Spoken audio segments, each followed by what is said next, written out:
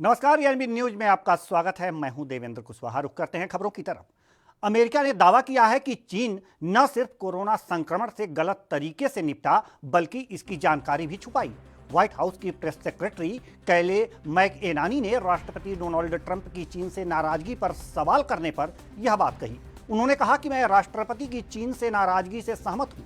यह बात किसी से छिपी नहीं है कि चीन का इस बीमारी से निपटने का तरीका गलत था। संघाई के एक प्रोफेसर ने जब तक वायरस के जेनेटिक सीक्वेंस का खुलासा नहीं किया तब तक चीन ने इसके बारे में नहीं बताया। इस खुलासे के एक दिन बाद ही चीन ने लैब बंद कर दी ताकि प्रोफेसर के बयानों को बदला जा सके।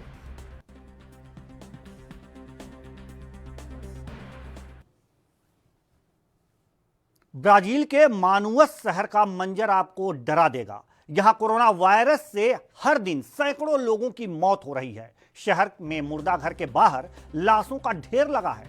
हालात ये हो गए हैं कि अब यहां लाशों के लिए ताबूत कम पड़ने लगे हैं। मुर्दा घर के बाहर अफरा तफरी का माहौल है। ऐसे में लाशों को एक साथ दफनाया जा रहा है। ब्राजील में कोरोना वायरस से अब तक 6000 से ज्यादा लोगों की मौत हो गई है।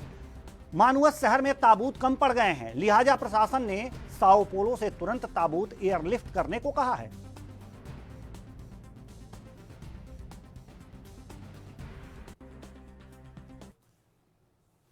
कोरोना संक्रमण के दौर में भारत ने दुनिया को हाइड्रोक्सीक्लोरोक्वीन दवा देनी कारगर साबित हुआ है।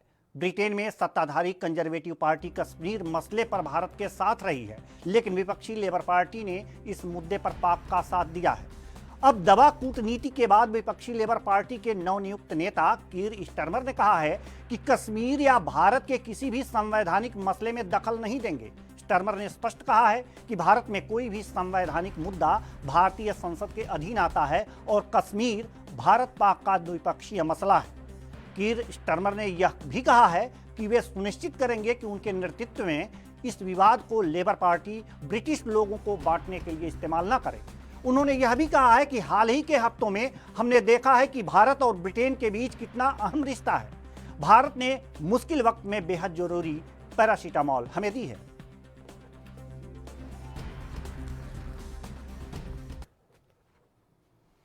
कोरोना संक्रमण का गढ़ रहे चीन में कोविड-19 के संक्रमण का बस एक नया मामला सामने आया है। कोरोना वायरस सबसे पहले पिछले साल दिसंबर में चीन के वुहान शहर में उभरा था।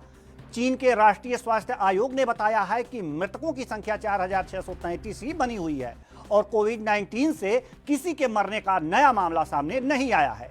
आयोग ने बताया है कि शुक्रवार तक चीनी मुख्य भूमि में कुल 82,875 लोगों में संक्रमण की पुष्टि हो चुकी थी।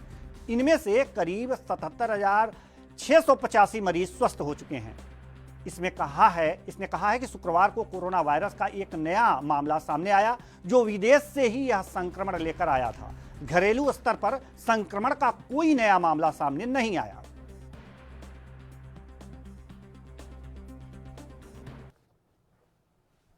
छह माह का टूरिस्ट वीजा लेकर भारत घूमने आया एक जापानी नागरिक पिछले 40 दिनों से चल रहे लॉकडाउन के कारण भारत में फंसा हुआ है। लॉकडाउन शुरू होने वाले दिन वह पठानकोट में था और वहां से उसकी हालत को देखते हुए शहर का एक नौजवान एक दिन पहले ही उसे अपने साथ पठानकोट से फरीदकोट ले आया। सूचना के बाद जिला प्रशासन ने रयोमा तनाका नामक उक्त जापानी नागरिक को यहां के ऑफिसर क्लब में क्वारंटीन करवा दिया है और उसके सैंपल लेकर जांच के लिए भेजे जा रहे हैं। साथ ही उसके बारे में दिल्ली स्थित जापानी दूतावास को सूचित किया जा रहा है। सर ये पठानकोट तो मतलब कि मैं फरीदकोट ਅੰਮ੍ਰਿਤਸਰ ਰਾਸਤੇ ਜਾ ਰਿਹਾ ਸੀ। ਇਹ ਮਿਲੇ ਸੀ ਕਾਫੀ ਰੋਈ ਜਾਂਦੇ ਸੀਗੇ। ਕੌਣ ਹੈ? ਹਾਂਜੀ ਇਹ ਕੌਣ ਨੇ? ਇਹ ਜਾਪਾਨ ਤੋਂ ਆਏ ਸੀਗੇ। ਇਹਨਾਂ ਦੀ ਕੋਈ ਗੱਲ ਨਹੀਂ ਸੁਣ ਰਿਹਾ ਸੀਗਾ ਤੇ ਇਹਨਾਂ ਨੇ ਉੱਥੇ ਦੀ ਪੁਲਿਸ ਨਾਲ ਵੀ ਕਾਫੀ ਕੰਟੈਕਟ ਕੀਤਾ ਮਗਰ ਕਿਸੇ ਨੇ ਕੀਤੀ ਨਹੀਂ ਇਹਨਾਂ ਦੀ ਹੈਲਪ। ਤੇ ਮੈਂ ਇਹਨਾਂ ਨੂੰ ਕਿਹਾ ਮੈਂ ਜਿੱਥੋਂ ਤੱਕ ਚੱਲ ਸਕਦਾ ਤੁਸੀਂ ਚੱਲੋ ਮੇਰੇ ਨਾਲ ਤੇ ਮੈਂ ਫਰੀਦਕੋਟ ਤੱਕ ਜੇ ਪਹੁੰਚ ਕੇ ਮੈਂ ਤੁਹਾਡੀ ਜ਼ਰੂਰ ਹੈਲਪ ਕਰੂੰਗਾ। ਸਾਡੇ ਉੱਤੇ ਪ੍ਰਸ਼ਾਸਨ ਹੈ ਬਹੁਤ ਵਧੀਆ, ਡੀਸੀ ਸਾਹਿਬ ਹੈਗੇ ਆਪਣੇ ਉੱਤੇ ਕਰ ਸਕਦੇ ਆ। ਤੇ ਇਹਨਾਂ ਸਰ ਮੈਂ ਇਹਨਾਂ ਨੂੰ ਆਪਣੇ ਨਾਲ ਲੈ ਆਇਆ। ਇੱਕ ਦੋ ਬੈਰੀਅਰ ਲਾਏ ਦੇ ਵਿੱਚੋਂ ਫਿਰ ਮੈਂ ਇਹਨਾਂ ਨੂੰ ਕਜ਼ਨ ਦੇ ਰੂਪ ਦੇ ਵਿੱਚ ਇਹਨਾਂ ਨੂੰ ਮੈਂ ਕਿਹਾ ਮੇਰੇ ਕਜ਼ਨ ਆ ਇਸ ਦੇ ਨਾਲ ਲੈ ਆਇਆ ਤੇ ਸਰ ਨੇ ਬਹੁਤ ਇਹ ਜਿਹੜਾ ਜਾਪਾਨੀ ਨਾਗਰਿਕ ਹੈਗਾ ਇਹ ਜਨਵਰੀ ਦੇ ਮਹੀਨੇ 'ਚ ਹਿੰਦੁਸਤਾਨ ਆਇਆ ਸੀਗਾ। ਇਹ ਦਿੱਲੀ, ਮੁੰਬਈ, ਕਲਕੱਤਾ ਘੁੰਮਦਾ ਹੋਇਆ ਚੰਬੇ ਪਹੁੰਚ ਗਿਆ। ਚੰਬੇ ਤੋਂ ਜਦੋਂ ਇਹ ਪਠਾਨਕੋਟ ਪਹੁੰਚਿਆ ਤਾਂ ਉੱਥੇ ਲਾਕਡਾਊਨ ਹੋ ਗਿਆ। ਸੋ ਇੱਕ ਕਿਸੇ ਨੇਕ ਦਿਲ ਇਨਸਾਨ ਨੇ ਫਰੀਦਕੋਟ ਨੇ ਉੱਥੇ ਇਹਦੇ ਸੰਪਰਕ 'ਚ ਆਇਆ, ਜਿੱਥੇ ਇਹ ਜਿਹੜਾ ਜਾਪਾਨ ਦਾ ਨਾਗਰਿਕ ਸੀਗਾ ਬੜਾ ਹੀ ਮਾੜੀ ਸਥਿਤੀ 'ਚ ਬੈਠਾ ਸੀਗਾ ਤੇ ਹੈਲਪ ਵਾਸਤੇ ਗੁਹਾਰ ਲਗਾ ਰਿਹਾ ਸੀਗਾ। ਸੋ ਉਹ ਮੁੰਡੇ ਨੇ ਬਹੁਤ ਵਧੀਆ ਕੰਮ ਕੀਤਾ, ਉਹ ਆਪ ਲੈ ਕੇ ਆਇਆ ਇਹਨੂੰ। ਇੱਕ ਹੋਰ ਸਿਆਣਪ ਵਾਲੀ ਗੱਲ ਉਹਨੇ ਇਹ ਕੀਤੀ ਕਿ ਆਪਣਾ ਮੋਟਰਸਾਈਕਲ ਵੱਖਰਾ ਤੇ ਇਹਦਾ ਮੋਟਰਸਾਈਕਲ ਵੱਖਰਾ ਹੋਇਆ, ਇਕੱਠੇ नहीं आए। कोरोना वायरस के कारण पूरे देश में लॉकडाउन जारी है। इससे कई लोगों को आर्थिक संकट का सामना करना पड़ रहा है। इसी को देखते हुए स्टेट बैंक ऑफ इंडिया ने इमरजेंसी लोन की सुविधा शुरू की है। यह लोन लेने के लिए आप घर बैठे ऑनलाइन अप्लाई कर सकते हैं। इसकी खास बात यह है कि यह सिर्फ 45 मिनट में ही लोन आपके खाते में आ जाएगा। यह इमरजेंसी लोन सिर्फ SBI ग्राहकों के लिए ही है। अगर आपको भी पैसे की जरूरत है तो आप भी इस लोन के लिए अप्लाई कर सकते हैं।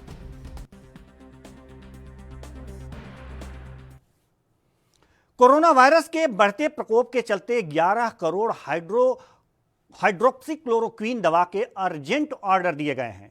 केंद्रीय स्वास्थ्य मंत्रालय सार्वजनिक क्षेत्र की company Hindustan latex limited life care के जरिए इस दवा का सीधा भंडारण कर रही है। HLL लाइफ केयर स्वास्थ्य देखभाल से संबंधित प्रोडक्ट बनाती है। हाइड्रोक्सीक्लोरोक्वीन मेडिसिन का इस्तेमाल मलेरिया को रोकने के लिए किया जाता है, लेकिन इस दवा को कोविड-19 में दिया जा रहा है। हालांकि कोरोना वायरस के लिए यह सटीक दवा नहीं है, लेकिन नेशनल टास्क फोर्स ने इस दवा का इस्तेमाल करने की सलाह दी है।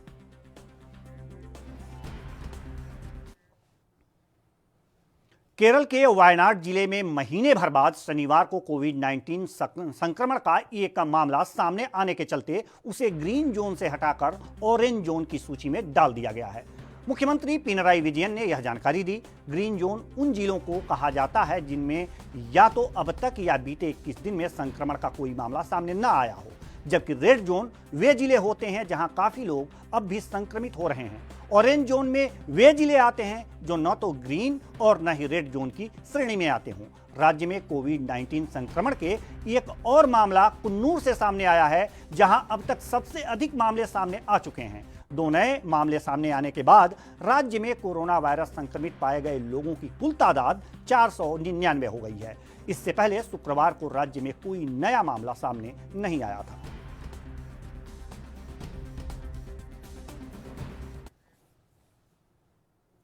देश में कोरोना वायरस का कहर लगातार बढ़ता जा रहा है। इस बीच सरकार के जरिए लगातार लोगों से आरोग्य सेतु ऐप मोबाइल में डाउनलोड करने की अपील की जा रही है। इसी ऐप पर कांग्रेस नेता राहुल गांधी ने सवाल खड़े कर दिए हैं। राहुल गांधी ने ट्वीट कर कहा है कि आरोग्य सेतु ऐप एक जटिल निगरानी प्रणाली है जो एक प्राइवेट ऑपरेटर के लिए आउटसोर्स है, जिसमें कोई संस्थागत निरीक्षण नहीं है। इससे गंभीर डेटा सुरक्षा और गोपनीयता संबंधित चिंताएं बढ़ती हैं। तकनीकी हमें सुरक्षित रखने में मदद कर सकती है, लेकिन नागरिकों की सहमति के बिना उनको ट्रैक करने के लिए डर का फायदा नहीं उठाया जाना चाहिए। बिहार के मुख्यमंत्री नीतीश कुमार ने कहा है कि 10 लाख प्रवासी मजदूर के वापस राज्य लौटने की उम्मीद है और इन सभी को 14 दिन के बजाय 21 दिन तक क्वारंटाइन में रखा जाएगा। मुख्यमंत्री ने यह आदेश आला अधिकारियों के साथ वीडियो कॉन्फ्रेंस के जरिए हुई बैठक में दिया है। बैठक में उनके कैबिनेट के मंत्री भी मौजूद थे। 6 घंटे तक चली इस बैठक में मुख्यमंत्री ने कहा है कि क्वारंटाइन सेंटर में सभी प्रवासी मजदूरों को स्किल ट्रेनिंग भी दी जाएगी। बैठक में सीएम नीतीश ने अधिकारियों से उस वक्त के लिए कमर कसने को कहा है जब लाखों की संख्या में प्रवासी मजदूरों, छात्रों और तीर्थयात्रियों को केंद्र द्वारा चलाई जाने वाली विशेष ट्रेनों से घर लाया जाएगा।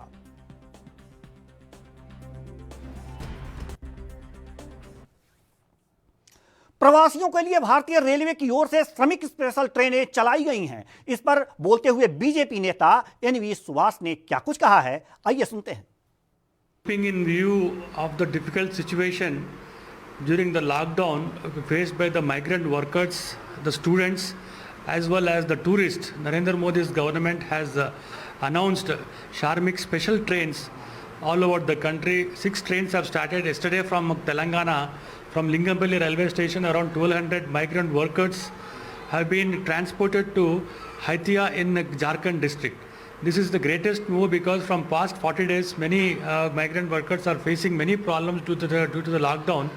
Narendra Modi's government is determined to solve the problems and especially the migrant workers, because they are not getting jobs, they are not getting any food and shelter.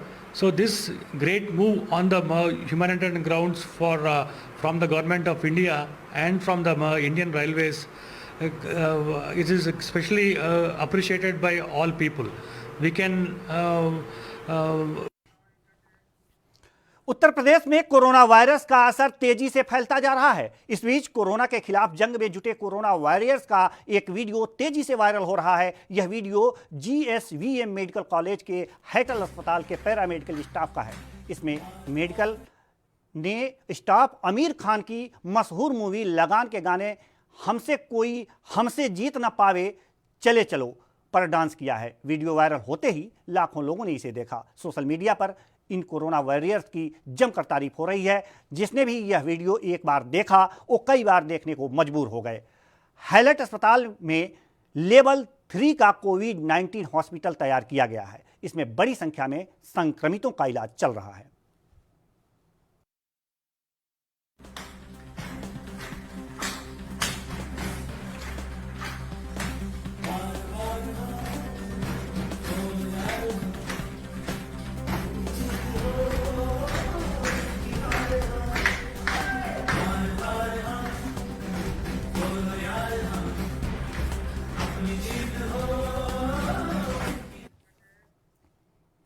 कोविड-19 महामारी के चलते देश भर में लॉकडाउन है, जिसके चलते यूपी के गाजियाबाद में भी पूरी तरह से लॉकडाउन किया गया है। ऐसे में किसी को भी बाहर निकलने की इजाजत नहीं है।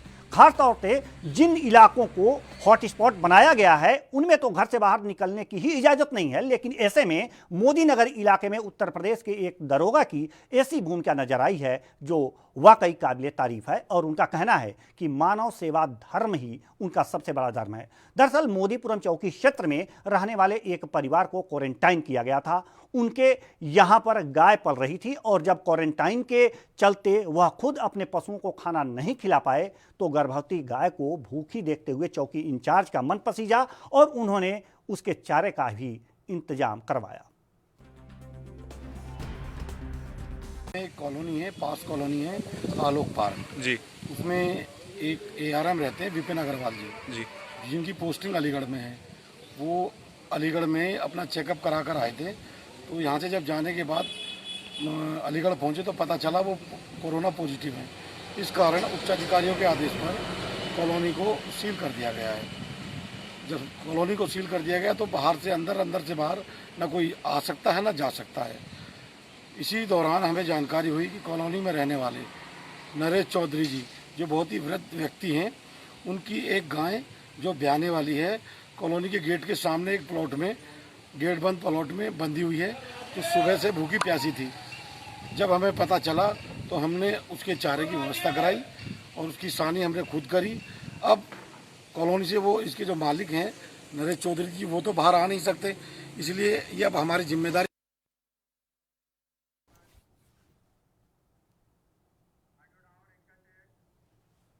उत्तर प्रदेश के गोरखपुर मुंबई से इलाज कराकर लौटे रेलवे के समस्तीपुर डिवीजन में कार्यरत चतुर्थ श्रेणी के कर्मचारी तिलक राम की जांच रिपोर्ट कोरोना पॉजिटिव आई है। इसी के साथ गोरखपुर में कोरोना संक्रमित मरीजों की संख्या 3 हो गई है। गोरखपुर शहर के सर्वोदय नगर विषया निवासी तिलक राम अपने बेटे शंकर और पत्नी राधा देवी के साथ इलाज कराने के लिए मुंबई स्थित टाटा हॉस्पिटल गए थे और लॉकडाउन के समय वहीं फंस गए। 28 अप्रैल की शाम को वह मुंबई से एम्बुलेंस से गोरखपुर के लिए निकले और 30 अप्रैल को भोर वे जिला अस्पताल पहुंचे, जहां जांच के बाद उनका कोरोना टेस्ट हुआ और वो पॉजिटिव निकला। देखिए, हमारे यहाँ पहले जो 2 पॉजिटिव आए थे वो भी बाहर से ही आए हुए हैं। एक दिल्ली से आया था, एक मुंबई से आया है और ये तीसरा भी मुंबई से आया है। ये बीमार था और इलाज मुंबई में चल रहा था। मुंबई से इन्होंने एम्बुलेंस करी जिसमें इनके घर के 5 सदस्य और स्वयं ये तथा 2 ड्राइवर या शायद एक ही ड्राइवर ये वहीं की एम्बुलेंस से आए चूँकि हम लोगों ने सहजनवा पे पुलिस की मदद से एक स्क्रीनिंग वहाँ कर रखी है कि जो भी बाहर से आएंगे उनकी सबकी स्क्रीनिंग होगी। स्क्रीनिंग में ये लगा कि ये मुंबई से आ रहे हैं, तो उनको ज़िला अस्पताल भेजा गया कि पेशेंट की कंडीशन कैसी है। अगर वो सीरियस है तो उसको इमीडिएट केयर की ज़रूरत है तो हम भर्ती करके केयर करेंगे, अन्यथा मुंबई और दिल्ली से ख़ास करके आने वालों को हम क्वारंटाइन सेंटर में क्वारंटाइन करेंगे। सर, ये एक मामला, गंभीर मामला ये है कि जो पहले मध्य प्रदेश के इंदौर में कोरोना की गंभीरता को ध्यान में रखते हुए लॉकडाउन में विभिन्न शहरों में फंसे श्रमिकों के लिए गृह मंत्रालय के निर्देश के अनुसार रेल मंत्रालय और राज्य के मुख्यमंत्री के परस्पर प्लानिंग के बाद श्रमिक एक्सप्रेस चलाने की व्यवस्था की जाएगी। इसके लिए रेलवे ने इंदौर स्टेशन पर ट्रेन परिचालन होने से पहले मजदूर यात्रियों की सोशल डिस्टेंसिंग के लिए सर्कुलेटिंग एरिया में करीब 500 से 600 यात्रियों के लिए मार्किंग किया गया है। इसके साथ ही प्लेटफॉर्म पर भी ट्रेन में चढ़ने से पहले के लिए भी मार्किंग किया गया है, जिससे सोशल डिस्टेंसिंग के साथ सभी श्रमिक सुरक्षित ट्रेन में अपना स्थान ग्रहण करें और अपने घर तक पहुंचने के लिए रवाना हों। इसी को लेकर रेलवे सुरक्षा बल यानी कि आरपीएफ और जीआरपी ने निरीक्षण किया। बता दें कि श्रमिकों के लिए जो ट्रेन चलेगी उसके नियम काफ़ी कड़े हैं। इन श्रमिकों के स्वास्थ्य की जाँच कई चरणों में होगी। इसमें इंदौर में जहाँ जहाँ आसपास के गाँव से मजदूर आएंगे उनके स्वास्थ्य का परीक्षण होगा। पश्चिम रेलवे ने रेल मंडल को इंदौर स्टेशन पर 5 रैंक यानी कि 5 जोड़ी ट्रेन को आपात स्थिति में चलाने के लिए तैयार रखने को कहा है। यह ट्रेन किस तारीख को चलेगी फिलहाल यह तय नहीं है।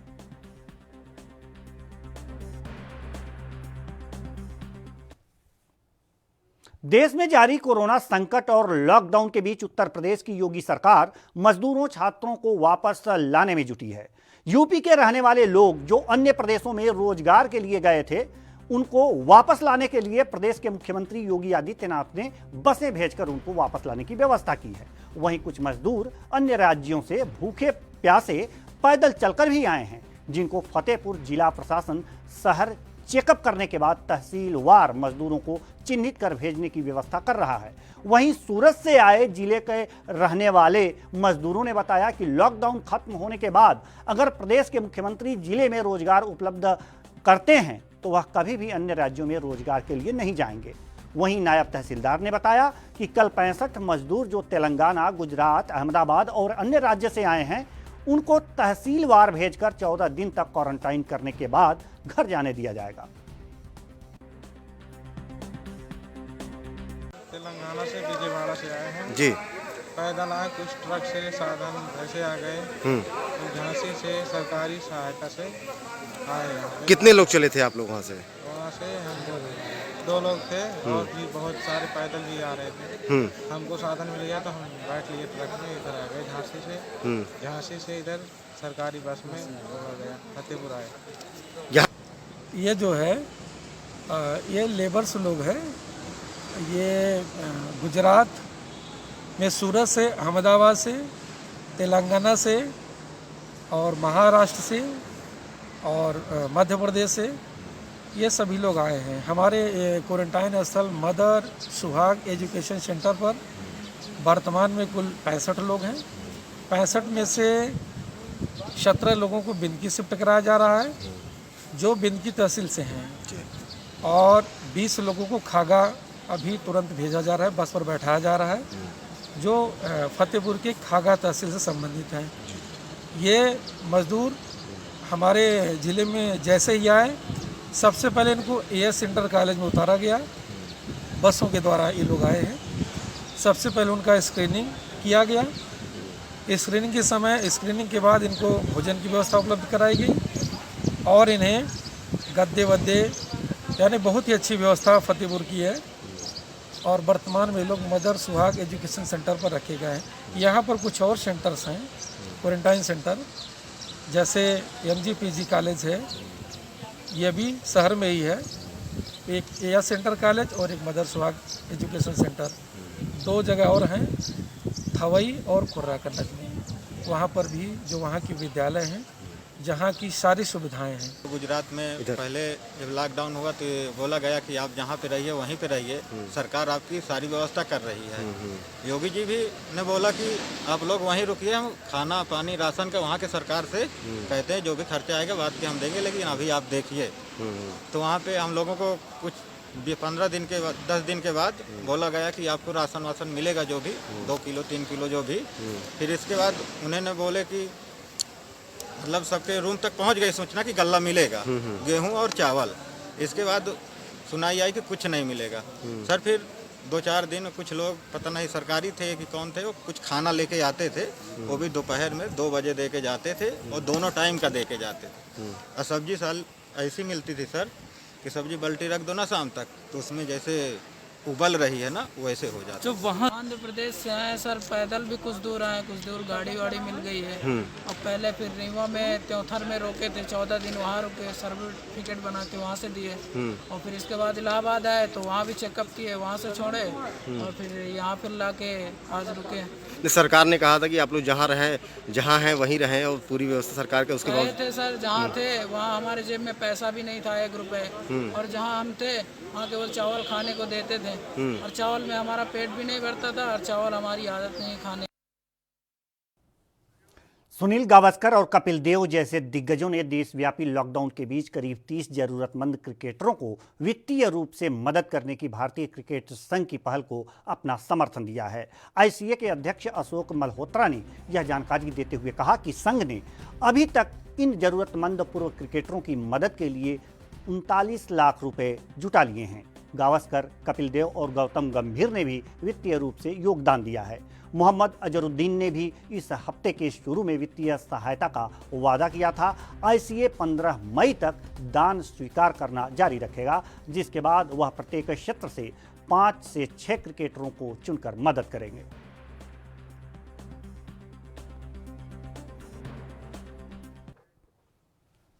राजस्थान के चिकित्सा एवं स्वास्थ्य मंत्री डॉक्टर रघु शर्मा ने बताया कि प्रदेश भर में चिकित्सा संस्थानों में अब कोरोना के 10,000 टेस्ट प्रतिदिन हो सकेंगे। सरकार ने कुछ दिन पहले ही यह लक्ष्य रखा था, जिसे विभाग, चिकित्सक और अधिकारियों ने मिलकर पूरा कर दिया। साथ उन्होंने कहा कि ट्रेन के जरिए शुक्रवार रात अप्रवासी राजस्थानियों और श्रमिकों को ले जाने का कार्य शुरू कर दिया गया है।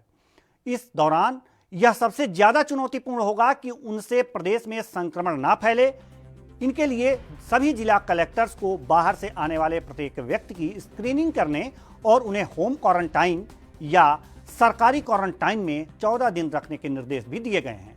उन्होंने कहा कि इस बारे में गांव मोहल्ले के सभी लोग भी जागरूक रहें कि कोई भी बाहर से आने वाला व्यक्ति 14 दिनों के क्वारंटाइन पीरियड का पालन जरूर करे। सभी के सहयोग और जागरूकता से ही कोरोना को फैलने से रोका जा सकता है। इसे जब वीडियो कॉन्फ्रेंसिंग हुई मुख्यमंत्रियों की, हमेशा अशोक गहलोत साहब ने ये मुद्दा उठाया था, क्योंकि प्रवासी राजस्थानियों के बराबर इनके पास मैसेज आ रहे थे। जो हमारे मजदूर अन्य राज्यों में फंसे हुए थे, वो अपने घरों में जाना चाहते थे, अपने गांव जाना चाहते थे। अंततः भारत सरकार ने इसकी परमिशन दी, और उसके बाद क्योंकि डिस्टेंसेस काफ़ी दूर दूर थी, कोई 1500 किलोमीटर, कोई 2000 किलोमीटर, तो मुख्यमंत्री जी ने भारत सरकार से आग्रह किया कि आप कुछ जगह से कुछ जगह तक के लिए ट्रेनें चलाओ, और ट्रेन से सबसे अच्छे तरीके से लोग हम लेके आ सकते हैं। बसों से या निजी वाहनों से ये संभव नहीं होगा। कल रात तक 12 लाख लोगों ने अपना रजिस्ट्रेशन कराया है, जो आना चाहते हैं। जो जाने वाले लोग हैं, दोनों लोग जो अपने अपने राज्यों में जाना चाहते हैं उनके लिए, और जो दूसरे राज्यों से राजस्थान आना चाहते हैं उनके लिए अब ये सुविधा शुरू हो गई है। कल रात को एक पहली ट्रेन गई माइग्रेंट लेबर्स को लेके। तो कुल मिला के ये लोग अपने अपने घरों में आ जाएंगे, लेकिन सबसे बड़ी सावधानी की ज़रूरत ये है कि मुख्यमंत्री जी ने सारे जिला प्रशासन को, जितने भी कलेक्टर्स हैं, उन सब लोगों को ये डायरेक्शन जारी किए हैं वीडियो कॉन्फ्रेंसिंग में कि भाई ये जो भी आएंगे बाहर से, इनकी स्क्रीनिंग होनी चाहिए, इनको कोई तकलीफ नहीं होनी चाहिए, लेकिन स्क्रीनिंग के बाद इनको क्वारंटाइन में रखना ज़रूरी है। या तो ये होम क्वारंटाइन में रहे 14 दिन, या फिर सरकारी क्वारंटाइन की फैसिलिटी में रहें, क्योंकि अगर 14 दिन के क्वारंटाइन की फैसिलिटी में ये रह जाएंगे तब तो संक्रमण फैलने का खतरा नहीं रहेगा। वरना हो सकता है कि जिन राज्यों से ये आ रहे हैं वहाँ से ये संक्रमण हमारे राज्य में फैलने की स्थिति हो जाए। खबरें और भी हैं, रुकते हैं छोटे से ब्रेक के लिए।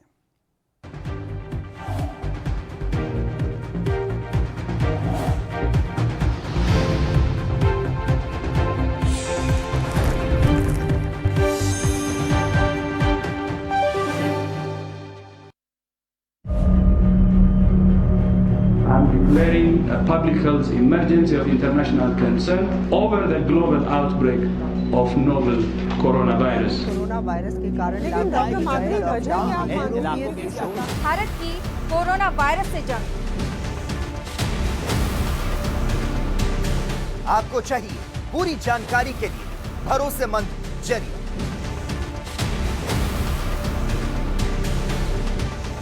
जानकारी जो अफवाहों पर ना हो, तथ्यों और सच्चाई पर आधारित है। 24 घंटे 7 दिन लगातार एक टीम जो आप तक पहुंचा रही है कोरोना वायरस से जुड़ी हर खबर। विश्वसनीय और व्यापक आंकड़ों के लिए कोरोना वायरस और लॉकडाउन पर नॉनस्टॉप खबरें सिर्फ ANB न्यूज पर।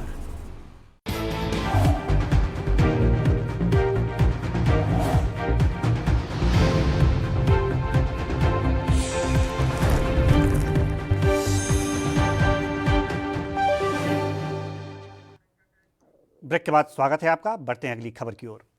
कोरोना वायरस के चलते राजस्थान में लगे लॉकडाउन में अवैध धंधों का भी काफी बोलबाला है। जी हां, आए दिन पुलिस प्रशासन अवैध शराब बिक्री के मामलों पर कार्रवाई कर रही है। इसी के चलते श्री करणपुर पुलिस प्रशासन ने मुखबिर की सूचना पर अवैध डोडा पोस्ता के खिलाफ कार्रवाई करते हुए कस्बे की नई धान मंडी पदमपुर रोड के गेट के सामने एक दुकान पर छापा मारकर कार्रवाई की।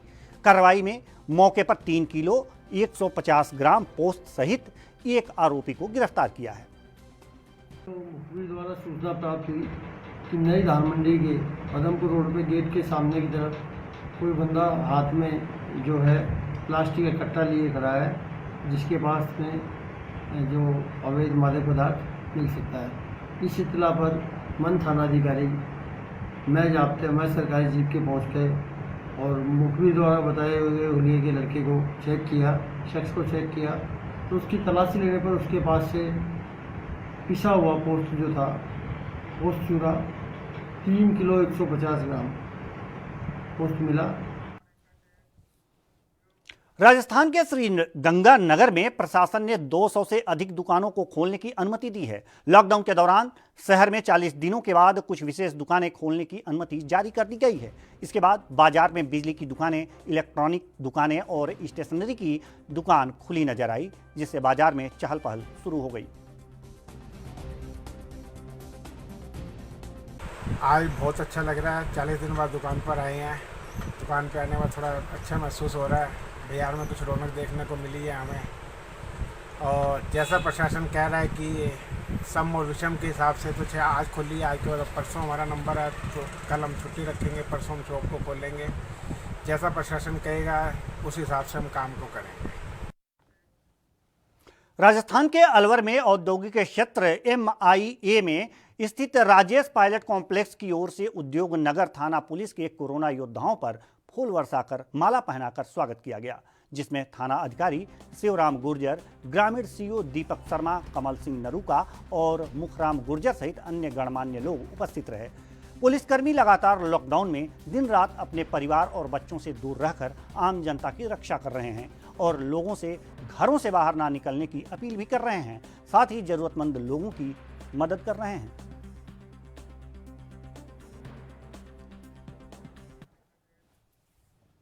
राजस्थान के चूरू में सरदार शहर प्रशासन ने सक्रिय होकर 27 मजदूरों को उनके गृह राज्य उत्तर प्रदेश राजस्थान रोडवेज से रवाना किया है। बस में बिस्कुट के पैकेट और पानी की बोतलें दी गईं और साथ ही मजदूरों को स्क्रीनिंग भी की गई।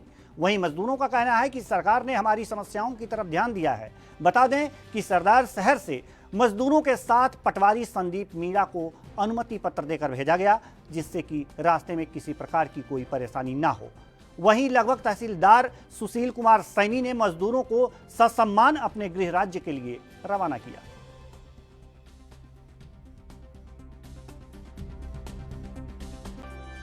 अच्छा महसूस लग रहा है सर। सरकार ने जो नियम किया हमारे लिए, यहाँ पे एक महीना रहे, अच्छी व्यवस्था थी खाने पीने रहने की। लेकिन हमें सपोर्ट करना चाहिए था। थोड़ा गलती हुआ जो हम लोग अपने ठिकाने से निकले, हमको नहीं निकलना चाहिए था। फिलहाल अभी खुश हुआ, अच्छा लग रहा है। देखिए, जब से राज्य सरकारों में आपसी सहमति बनी है, तब से जो श्रमिक यहाँ लॉकडाउन में फंसे हुए थे उनको उनके गंतव्य स्थल पर भेजने के हर संभव प्रयास हमारे द्वारा किए जा रहे हैं। इसी संदर्भ में हरियाणा सुबह एक बस भेजी थी, फिर एक एमपी के लिए गाड़ी रवाना की थी, और ये अभी यूपी के लिए यहाँ अब 27 श्रमिक हैं उनको रवाना कर रहे हैं, जिनमें से 10 राजगढ़ से आए हैं और 17 जो है वो सरदार शहर में यहाँ शेल्टर होम में थे। और हम चाहते हैं कि भाई जो लोग इतना अच्छा श्रमिक काम कर रहे हैं उनको मजदूर दिवस पर बधाई देते हुए, उनके लिए मंगल कामना करते हुए उनको घर जाने की शुभकामना देते हैं। महाराष्ट्र के नांदेड़ से बस लेकर आए ड्राइवर ने ऊना में प्रशासन की मुश्किलें बढ़ा दी हैं। महाराष्ट्र में नौकरी करने वाला ये ड्राइवर नांदेड़ से सिख श्रद्धालुओं का जत्था पंजाब के पटियाला सहित अलग अलग स्थानों पर छोड़कर ऊना अपने घर आया था। बहरहाल ड्राइवर के बस सहित आने को पुलिस ने सुरक्षा में चूक माना है। इसके बाद हरकत में आते हुए प्रशासन ने ड्राइवर और उसके परिवार सहित 10 लोगों को आइसोलेशन सेंटर भेज दिया है।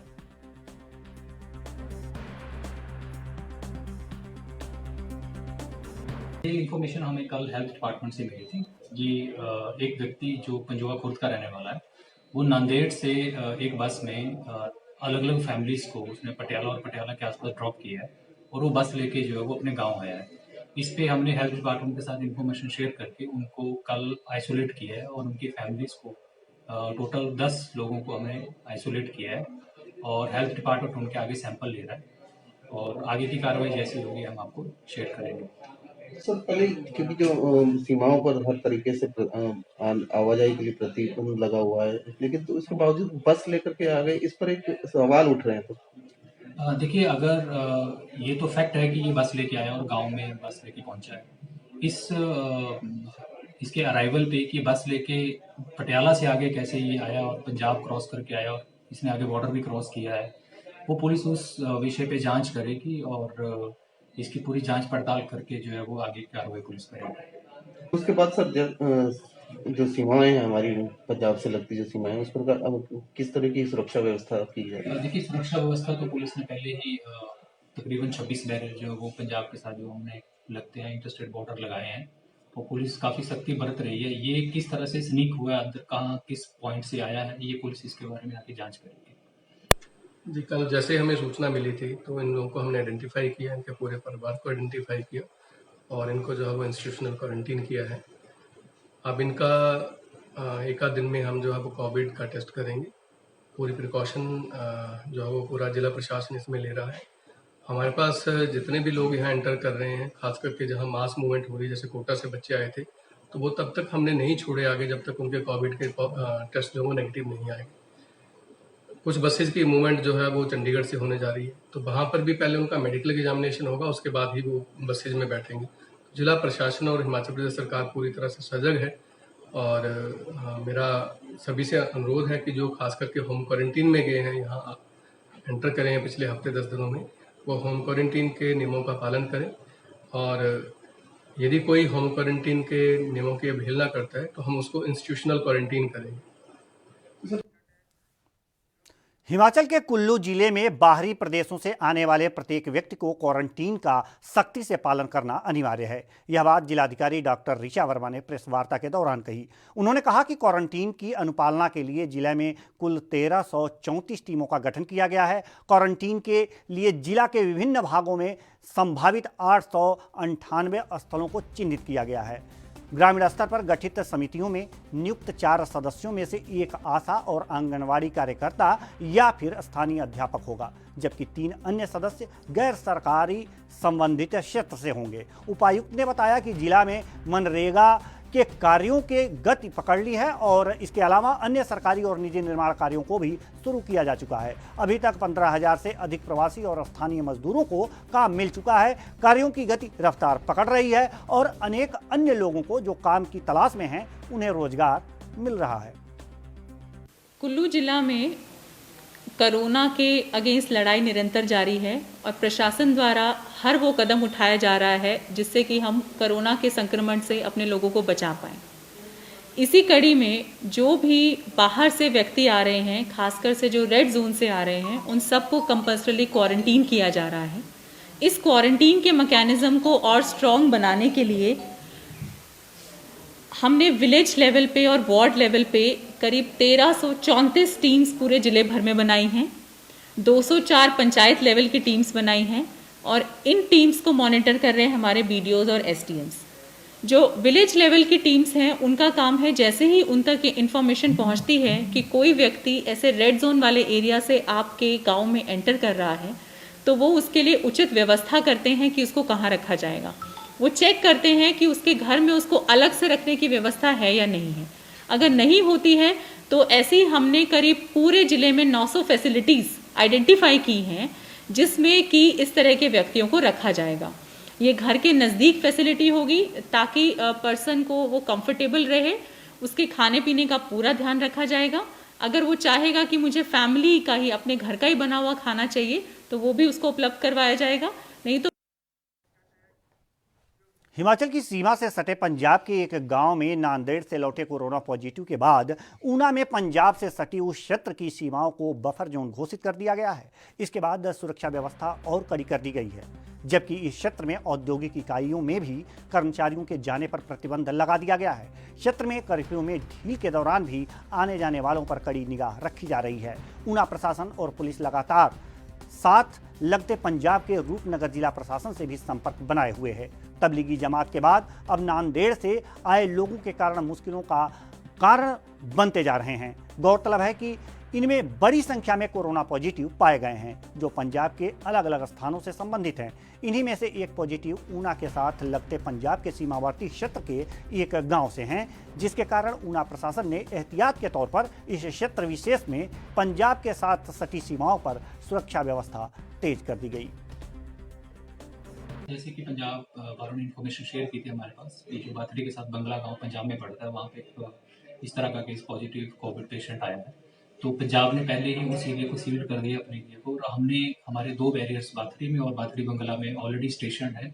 वहाँ पे हमने 2 डॉक्टर्स की अलग अलग मेडिकल टीम्स भी बिठाई हैं और अपने लेवल पे हमने अपनी साइड जो है वो टोटल सील किया है एरिया को और फर्दर डिप्लॉयमेंट किया है ताकि उस तरह से लोग जो है वो इस तरफ ना आए।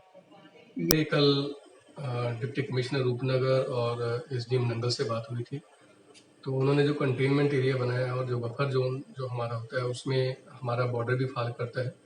तो कल हमने ये निर्देश दे दिए थे कि जो हमारा बाथड़ी वाला बैरियर है उसको कम्प्लीटली सील किया जाए और वहाँ पर सिर्फ एसेंशियल कमोडिटीज़ की जो है वो मूवमेंट रहेगी, बाकी किसी भी तरह की आने जाने के ऊपर पाबंदी रहेगी। तो हम अपनी तरफ से प्रिकॉशन ले रहे हैं और जो इंडस्ट्रीज़ में उस एरिया के लोग काम करते हैं उनको भी जो है वो इंडस्ट्रीज़ में काम करने से रोक दिया गया है। तो वहाँ पर कर्फ्यू में जो छूट।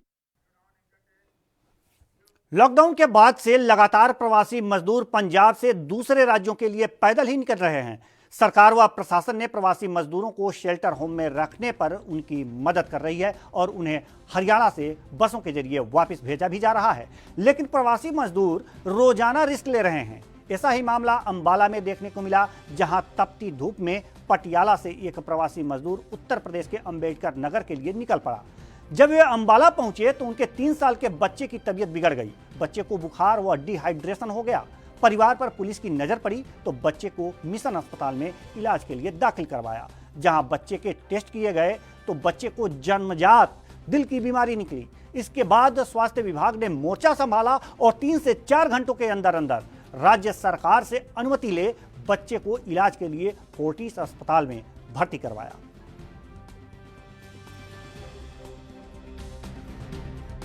तो आप कहाँ से कहाँ जा रहे थे? मैं साइकिल से गांव जा रहा था, बच्चे की तबीयत खराब थी। कहाँ से आए थे आप? पटियाला से। और गांव कहाँ आपका? गांव उत्तर प्रदेश। तो बच्चे को क्या हुआ आपके? बच्चे को दिल की बीमारी है। दिल की बीमारी है। तो फिर आप हॉस्पिटल में आपको किसने भर्ती कराया? एसएस साहब ने हमको रोड पे मिले। हाँ। तो हम लोगों को इस चीज़ की बीमारी बाद उसके बाद अस्पताल में एडमिट करवाए। हाँ। उसके बाद फिर ऑपरेशन के लिए रिफर करें चंडीगढ़ हॉस्पिटल। ये 29 अप्रैल को एसपी साहब श्री अभिषेक जोरवाल जी एरिया में घूम रहे थे, तो उन्होंने एक बच्चा जो अपने माँ बाप के साथ साइकिल पे जाता हुआ दिखाई दिया, तो जो देखने में बीमार लग रहा था, तो उसको मिशन हॉस्पिटल में, मैं भी मौके पे बुला लिया गया, तो उसको मिशन हॉस्पिटल में एडमिट कराया गया। जो बुखार था, उसको डिहाइड्रेशन थी, तो उसको इमीडिएट मेडिकल ट्रीटमेंट करवाया गया। जो बाद में अगले दिन उसका हीलिंग टच हॉस्पिटल से इको टेस्ट कराया गया। जो उसकी जन्मजात दिल की बीमारी थी उसको, तो उसको फिर आज सीएमओ के सहयोग से और एसपी साहब की गाइडेंस से तो उसको फोर्टिस हॉस्पिटल के लिए रवाना किया गया है, जहां उसका दिल के ऑपरेशन होगा, जो मेजर ऑपरेशन होगा और जो फ्री ऑफ कॉस्ट होगा, जो सभी अफसरों के सहयोग से उसको मेडिकल ट्रीटमेंट उपलब्ध होगा। बच्चा पंजाब से आ रहा था। पंजाब से ये है कि एसपी साहब ने वो देखा था बच्चा बीमार है, तो उन्होंने अपनी टीम के साथ लाके मिशन अस्पताल में दाखिल करवा दिया था बच्चे को। बच्चा 3 साल का बच्चा था। उसको जो जन्मजात बीमारी थी जो दिल की है, वेंट्रिकुलर सेप्टल डिफेक्ट VSD बोलते हैं हम उसको, और सीवियर VSD थी उसको। हमने कल स्टेट से, हमारे को जब भी पता लगा एसपी साहब की तरफ से मैसेज आया, हमने उसी टाइम पे स्टेट से परमिशन लेके बच्चे का फोर्टिस के लिए में उसका इलाज हो सके, इसके लिए हमने अरेंजमेंट कर दिए हैं। और बच्चे की परमिशन भी आ गई है स्टेट गवर्नमेंट की तरफ से। स्टेट गवर्नमेंट उसका खर्चा उठाएगी सारा का सारा, और बच्चे का इलाज फोर्टिस में होगा। वक्त हो चला है एक छोटे से ब्रेक का। ब्रेक के बाद जल्द हाजिर होंगे। बने रहिए NB न्यूज के साथ।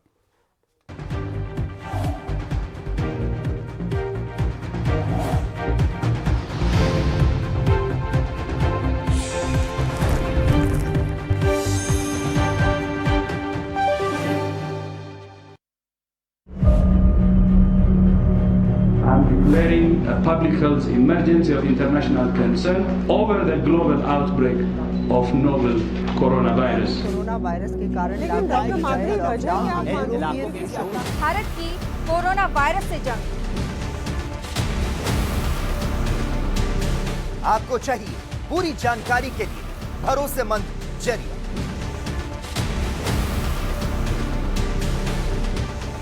जानकारी जो अफवाहों पर ना हो, तथ्यों और सच्चाई पर आधारित हो। 24 घंटे 7 दिन लगातार एक टीम जो आप तक पहुंचा रही है कोरोना वायरस से जुड़ी हर खबर। विश्वसनीय और व्यापक आंकड़ों के लिए कोरोना वायरस और लॉकडाउन पर नॉनस्टॉप खबरें सिर्फ ANB न्यूज पर।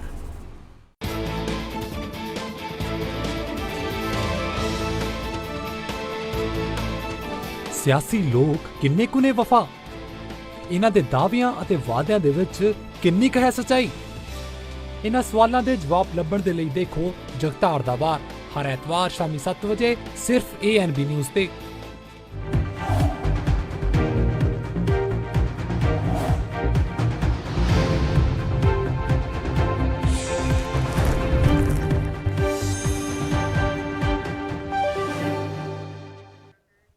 ब्रेक के बाद स्वागत है आपका। बढ़ते हैं अगली खबर की ओर। हरियाणा के अंबाला की रहने वाली 62 वर्षीय कोरोना पॉजिटिव महिला कोरोना के खिलाफ जंग हार गई है, जिसके बाद अब अंबाला में कोरोना वायरस की वजह से आज दूसरी मौत हो गई। 62 वर्षीय कोरोना पॉजिटिव महिला ने PGI चंडीगढ़ में अंतिम सांस ली। बीते लगभग एक सप्ताह से अंबाला शहर के रतनगढ़ इलाके की रहने वाली महिला का PGI में इलाज चल रहा था, लेकिन किडनी की बीमारी के साथ साथ अन्य बीमारियों की वजह से वो कोरोना से लड़ नहीं पाई। ये एक 62 वर्षीय महिला थी, रतनगढ़ की रहने वाली थी।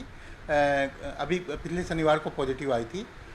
इसकी कंडीशन काफ़ी क्रिटिकल थी, लगातार डायलिसिस पे थी। 3 साल से डायलिसिस चल रहा था इसका। साथ में लीवर की भी इसको बीमारी थी और 20 साल से डायबिटीज से पीड़ित थी महिला। तो यानी इम्यूनो कॉम्प्रोमाइज थी, रोगों से लड़ने की ताकत इसमें बहुत कम थी। लगातार लेकिन 7 दिन से PGI में इलाज चल रहा था। उसके बाद इसकी आज सुबह कंडीशन नाजुक हुई और अभी कुछ एक देर पहले हमारे पास खबर आई है कि भी इस महिला की मौत हो गई। मेडिकल संचालकों की मदद से कोरोना के मरीजों की तलाश की जाएगी। फतेहाबाद प्रशासन ने खांसी, जुकाम और बुखार की दवा लेने मेडिकल पर आने वाले मरीजों का विवरण रजिस्टर में दर्ज करने के लिए कहा है, ताकि मेडिकल से दवाई लेने वालों की जानकारी केमिस्टों के पास रहे और अगर कोई संदिग्ध पाया जाए तो उसका तुरंत कोरोना टेस्ट करवाया जा सके। प्रशासन ने दिशा निर्देशों को मानते हुए केमिस्ट भी सक्रिय हो गए हैं और दिशा निर्देशों का पालन किया जा रहा है। सर, हमारे को जिला प्रशासन और ड्रग डिपार्टमेंट की तरफ से कल मैसेज मिल चुका था कि आपने जो भी मेडिसिन खांसी जुकाम की देनी है पेशेंट को, उसका रिकॉर्ड आपने अपने रजिस्टर में दर्ज करना है। सभी लोगों को एक रिटेलर एसोसिएशन के प्रधान होने के नाते सभी रिटेलर्स को सूचित कर दिया गया है कि इस प्रकार से आपको जो विभाग की तरफ से परफॉर्मा जारी हुआ है, उस परफॉर्मे के तहत अपनी कार्रवाई अपने रजिस्टर को मेंटेन करके शाम तक आपके पास जितने भी पेशेंट आते हैं 2, 4, 5, 10 उसकी लिस्ट, उसका एड्रेस और उसका मोबाइल नंबर, ये सारी लिस्ट बना के जिले के अंदर जिले का जो भी केमिस्ट एसोसिएशन का प्रधान है, वो केमिस्ट एसोसिएशन के प्रधान अपने ड्रग कंट्रोलर सिरसा को अपनी सारी की सारी लिस्ट सौंपेगा। तो किस किस चीज़ के मरीजों के बारे में कहा गया है, किस चीज़ को मरीज का डाटा दिया जाए? हमारे को सिर्फ बोला गया है खांसी जुकाम और बुखार का। प्रशासन विभाग फतेहाबाद से आदेश प्राप्त हुए थे कि हर मेडिकल स्टोर की एक स्क्रीनिंग करवाई जाए कि वहाँ कौन से खासकर खांसी जुकाम जो कोरोना वायरस से संबंधित लक्षण होते हैं, उनसे संबंधित हमें उनका दवाइयों से संबंधित हमें पेशेंट का ब्यौरा चाहिए। इस ब्याह पे हमने जितने भी रिटेलर या होलसेलर है उनको डायरेक्शन दी, जिसके भी आप हम उनसे टोटली उनसे रिकॉर्ड ले रहे हैं और जिसको हम सिविल सर्जन को आगामी कार्रवाई हेतु हम सिविल सर्जन को दे रहे हैं, ताकि उससे क्या होगा कि हम जो भी पेशेंट है इससे रिलेटेड है उससे हम आइडेंटिफिकेशन करें और स्क्रीनिंग हो जाए, जिससे इस पर कंट्रोल किया जा सके। इस तरह के लक्षण बेसिकली लगभग अभी शुरू है 20, 30, 40 तक अभी इस तरह के जो है खांसी जुकाम के लक्षण वाले हमें मिल रहे हैं, जिसपे हमारा जो सिविल सर्जन है जो अपनी आइडेंटिफिकेशन कर रहा है, उनसे पूछताछ भी कर रहे हैं हमें जैसे पता चलता है, तो उसी भी आप पे हम इनकी जो हेल्थ डिपार्टमेंट की आगामी कार्रवाई को करेंगे। करनाल के वसंत विहार में सामाजिक दूरी की धज्जियां उड़ती देखी गई हैं। यहां गैस वितरण को लेकर सोशल डिस्टेंसिंग की अवहेलना होती नजर आई है। लोगों का आरोप है कि गैस एजेंसी वाले सिलेंडर की होम डिलीवरी नहीं कर रहे हैं। इंडेन की गैस की सप्लाई है जो model Dayanand colony model town में इंडेन गैस का दफ्तर है, मोहन गैस के नाम से दफ्तर है। मैं तो तकरीबन पिछले 10 साल से देख रहा हूं। हमने Basant Vihar resident welfare association के लेटर पैड पे मोहन गैस के मालिक को 50 बार ये लिख के दे लिया, 50 बार हम उसके पास चले गए, भाई हमारी होम डिलीवरी होनी चाहिए, पर होम डिलीवरी करने में अभी तक फेल है बिल्कुल। और मुझे तो ये मंशा लगती है अभी होम डिलीवरी में 1-2 कर्मचारी चाहिए। मोहन गैस का मालिक 1-2 कर्मचारियों की सैलरी बचाने के चक्कर में यहाँ घर घर होम डिलीवरी कभी नहीं करी, एक भी सिलेंडर की नहीं करी। और यहाँ जैसे आज 584 रुपए रेट है, हमने आते हुए पूछा यहाँ कर्मचारियों से भी क्या रेट है, कहते 600 रुपए रेट है। दबाव डालने पर बोले फिर 595 है, फिर 590 रुपए रेट है। ये कहते हैं जी अगर 584 का अगर रेट है तो हमारे पास, हम जब इनसे बार्गेन करते हैं, इनको इंटरनेट पे दिखाते हैं अभी 584 का आज रेट है, ये कहते हैं हमारे पास खुले पैसे नहीं है, लेने हो तो ले लो और नहीं तो रहने दो, गैस नहीं मिलेगी। इस महामारी के दौर में भी मोहन गैस का जो मालिक है वो ठगी पे सरासर बेशर्मी पे उतराया है। और यहाँ पे तो ऐसे दे रहे जी। क्यों दे रहे वैसे? पता नहीं जी, मेरे आने से पहले ऐसे चल रहे जी। कितने टाइम से दे रहे वैसे? मैंने 6 महीने हो गए जी। तो लगता है कि अब तो महामारी में इस तरह से नहीं करना चाहिए। सर पता क्या सर, जब भी हम जाते हैं ना यहाँ सड़कें खराब हो रही जी, इस करके जा नहीं सकते, गली गली में खड्डे हो रहे जी। आप सड़क को देख लियो जी, इस करके जा नहीं तो हम डिलीवरी तो जो होता है ना वो दे देते हम। हरियाणा में पलवल के गांव बेढ़ापट्टी में जमीनी विवाद को लेकर 2 गुटों में खूनी संघर्ष इस तरह से बढ़ गया कि दोनों तरफ से फायरिंग के साथ साथ जमकर लाठियां भी चलाई गई। घटना में दोनों तरफ के लगभग 4 लोग गंभीर रूप से घायल हो गए। आसपास के लोगों ने खेतों में घायल अवस्था में पड़े इन लोगों को अस्पतालों में भर्ती कराया और होडल थाना पुलिस को सूचना दी। डॉक्टरों ने घायलों की हालत को गंभीर देखते हुए सभी को फरीदाबाद के लिए रेफर कर दिया। मौके पर पहुंचे होडल थाना प्रभारी रमेश कुमार ने बताया कि उनको सूचना मिली थी कि गांव बेढ़ापट्टी और तिहापट्टी की सीमा पर तिहापट्टी के और बेढ़ापट्टी के लोगों के बीच जमीनी विवाद, गोलियां, लाठी फरसे और कुल्हाड़ी चली है। इस झगड़े में दोनों तरफ के लोगों में गोलियां चली और घायल हुए हैं, जिनको डॉक्टरों ने फरीदाबाद के लिए रेफर कर दिया है, लेकिन अभी किसी भी तरफ से कोई शिकायत नहीं आई। सूचना मिली है कि भाई यहाँ गोडोका रोड पे धान मिल है, उसके पास वहाँ झगड़ा हो गया, जिस पर मैं वहाँ खुद मौके पे पहुँचा हूँ। तो वहाँ पर दोनों पक्षों में झगड़ा होना मालूम हुआ है, बट वहाँ से दोनों पक्ष अपने हॉस्पिटल में चले गए। मैं सिविल हॉस्पिटल में भी गया हूँ, वहाँ पर भी उसको जो मजरूब है उसको रेफ़र किया हुआ है। उसके बाद जो दूसरा पक्ष है वो किशन सिंह हॉस्पिटल में है, पता करा डॉक्टर साहब से, वो भी अभी रेफ़र किया हुआ है।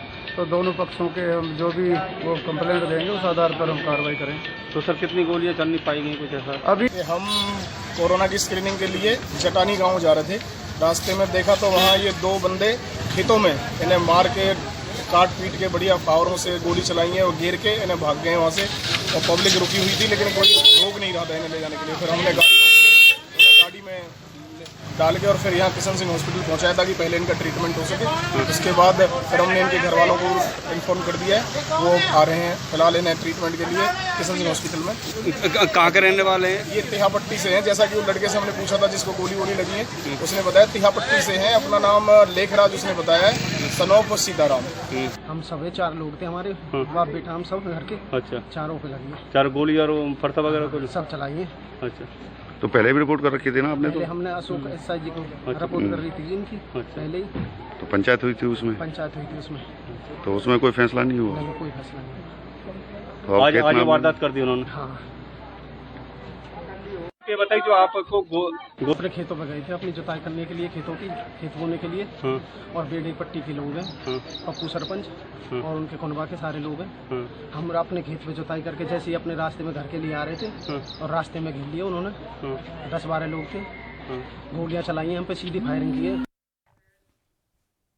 साइबर सिटी में बीते 4 दिनों में 16 नए कोरोना संक्रमित मामलों से हड़कंप मच गया है। 16 में से 4 मरीज ऐसे थे जिनका आना जाना दिल्ली में लगा हुआ था और इन्हीं 4 संक्रमित मरीजों ने 4 अन्य को भी कोरोना संक्रमित कर दिया। यानी कहीं ना कहीं हरियाणा के गृह मंत्री अनिल विज का बयान, जिसमें उन्होंने कहा था कि दिल्ली में काम करने वाले या आवाजाही करने वाले लोग कोरोना कैरियर बनते जा रहे हैं। गुरुग्राम में बढ़ते मामले आंकड़े इसकी पुष्टि जरूर करते दिख रहे हैं। हालांकि कल डीएम के आदेश के बाद गुरुग्राम दिल्ली बॉर्डर को पूरी तरह से बाहरी व्यक्तियों के लिए सील कर दिया गया है। सीएमओ गुरुग्राम की माने तो दिल्ली से आए लोग गुरुग्राम में भी संक्रमण फैला रहे थे, इसलिए बॉर्डर सीलिंग के आदेश बिल्कुल सही और नतीजे कुछ दिनों में बेहतरीन देखे जाएंगे।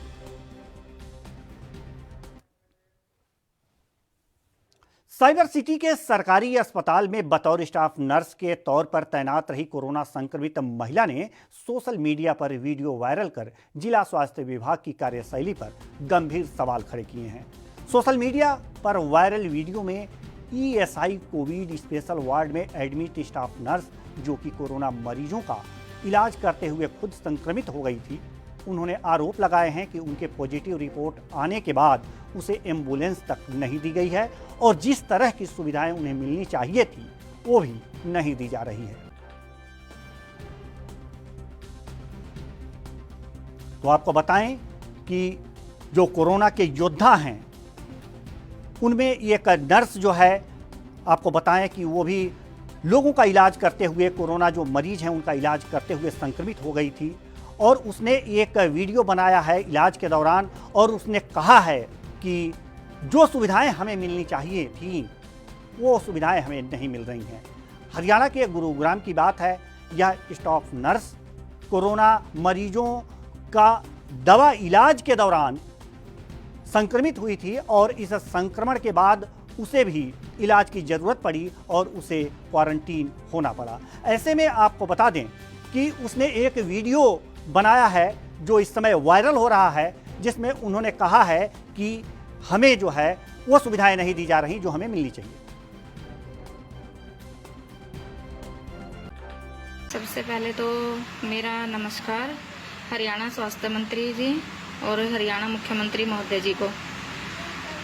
सर, मैं सिविल हॉस्पिटल गुड़गांव में स्टाफ नर्स हूँ और आइसोलेशन वार्ड में ड्यूटी करते हुए मेरी रिपोर्ट पॉजिटिव आई है। सर, कंटिन्यूएशन में ड्यूटी करते करते मेरी रिपोर्ट पॉजिटिव आई है और मुझे ड्यूटी के बाद हमें किसी भी स्टाफ को क्वारंटाइन नहीं किया गया और रिपोर्ट पॉजिटिव आने के बाद भी मुझे एम्बुलेंस नहीं लेने गई। अगर एम्बुलेंस वालों ने मुझे ये कहा कि हमारे पास 1-1.5 घंटा एम्बुलेंस की कोई सुविधा नहीं है, आप अपना खुद अरेंज करो। मैं अपने खुद के व्हीकल से चलकर हॉस्पिटल तक आई और मुझे एम्बुलेंस के लिए मना किया गया, जबकि मेरे को 2 दिन से लूज मोशन थे और सुबह से मेरे ऊपर डॉक्टर के द्वारा प्रेशर डाला जा रहा था कि आप ड्यूटी पे आओ, ड्यूटी करो और अगर ड्यूटी नहीं आ सकते तो मेडिकल दो। मैंने इतना रिक्वेस्ट किया, सर मेरी अभी रिपोर्ट नहीं आई है और प्लीज़ मेरी तबीयत भी ठीक नहीं, आप मुझे ड्यूटी पे मत बुलाओ, लेकिन उन्होंने मेरी एक नहीं सुनी और सर मैंने उनकी ये कॉल रिकॉर्ड भी कर रखी है, मैं प्रूफ के साथ कह सकती हूँ। पंजाब में कोरोना के तेवर उग्र हो गए हैं। राज्य में महाराष्ट्र के नांदेड़ के श्री हुजूर साहिब से लौटे श्रद्धालुओं के कारण कोरोना संक्रमित मरीजों की संख्या तेजी से बढ़ रही है। पंजाब में आज कोविड-19 के 187 मामले सामने आए। इसे मिलाकर पंजाब में कोरोना के मामलों की कुल संख्या 772 हो गई है। इसमें से 640 मामले सक्रिय, 112 मरीज ठीक, जबकि कोरोना की वजह से अब तक 20 अन्य लोगों की जान चली गई है। हालांकि ये आंकड़े मेडिकल बुलेटिन पर आधारित हैं, लेकिन लगातार आंकड़ों में इजाफा होता जा रहा है और आखिरी जानकारी मिलने तक लुधियाना में 23 नए कोरोना पॉजिटिव पाए गए हैं।